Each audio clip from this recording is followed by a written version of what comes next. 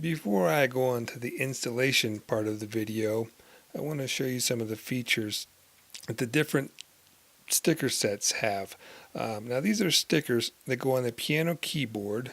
They're laminated so the ink will never wear off. They're also removable. As you can see right there, removable. Just don't leave them on longer than 6 months. Okay?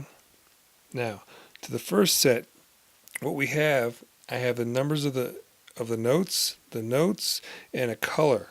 Now, once you see these things once they're installed on the keyboard and you can see the patterns in color, it really makes it so much easier. All right. Now, one thing that you might notice here, these are all C1s. Now, if you've had any piano training up to this point, you'll notice that there might be a C2 or C3. Those are missing. Well, no, they're not. This is a different system I'm using these numbers for. I'm going to explain it to you right now. This is a C major scale. C, D, E, F, G, A, B, C is a C major scale. Now, the first note in a C major scale is 1, D is the second note, E is the third note, and so on. Now, why is this important? Well, when you start getting into a little bit of theory or playing with other people, or even right now, you should start learning progressions.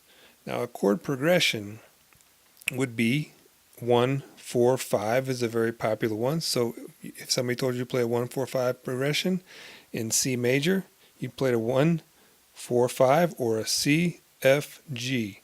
And that goes with anything they call, there's a lot of different progressions you can learn.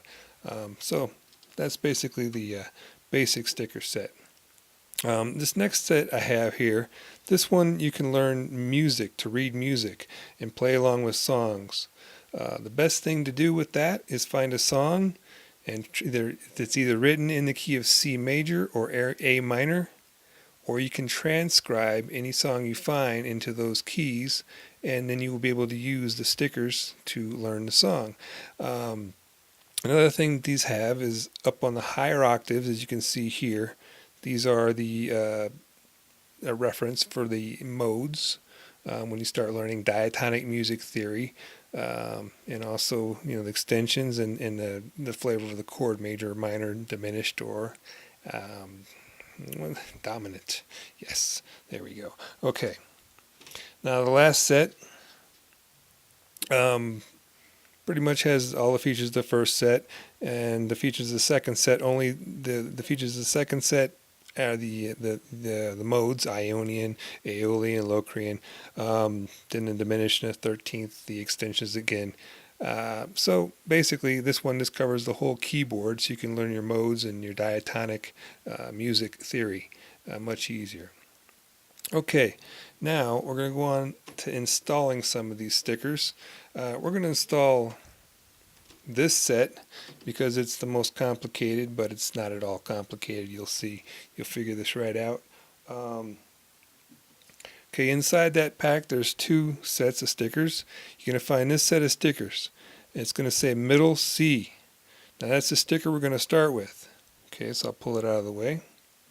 Now let me turn this on here. Drop the volume down a bit. Now we need to find middle C. The first thing we do is find a middle C on the piano keyboard. So we go to the exact middle of the piano, right there, and then we go to the left, and we're looking for these 2 black keys. First time you see 2 black keys, okay, you go just to the left of the second black key and down. That's your middle C. It should sound like this. Okay, now that's where we're going to start putting our first sticker that has the middle C. So let me just take that off here.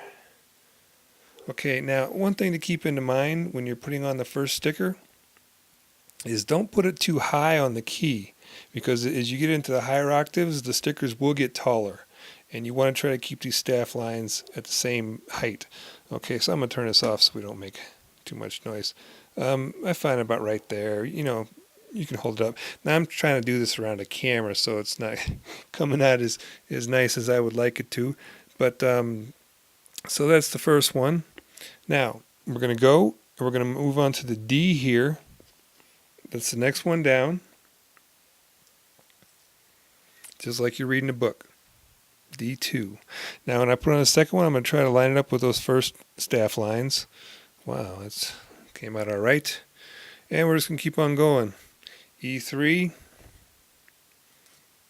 Now we're putting on all the treble clefs. I put on all the treble clefs first and then go back and do the bass clefs. Now, if you don't know what I mean by that, treble clef is this little marker here. I don't know if you can see it, but it looks like a backwards S or something. Everything from the right of middle C is read on the treble clef. Okay, everything from the left of middle C is read on the bass clef. So let's go ahead and do a bass clef one now. So what we got here, we're just going to go to the next one over. We're going to go to the B. It's the first bass clef. And I like to keep them nice and tidy. I mean, the bass clef is written lower than the treble clef on music, but, you know, I like to keep them all at the same level. All right, one other thing I should tell you, don't worry about putting stickers on the black keys. They are just a sharp or a flat. So when one step above or one step below. So we'll start on the C. If we go up, that's a C sharp. Or it can also be known as a D flat. It's a D coming down. That'd be a D flat.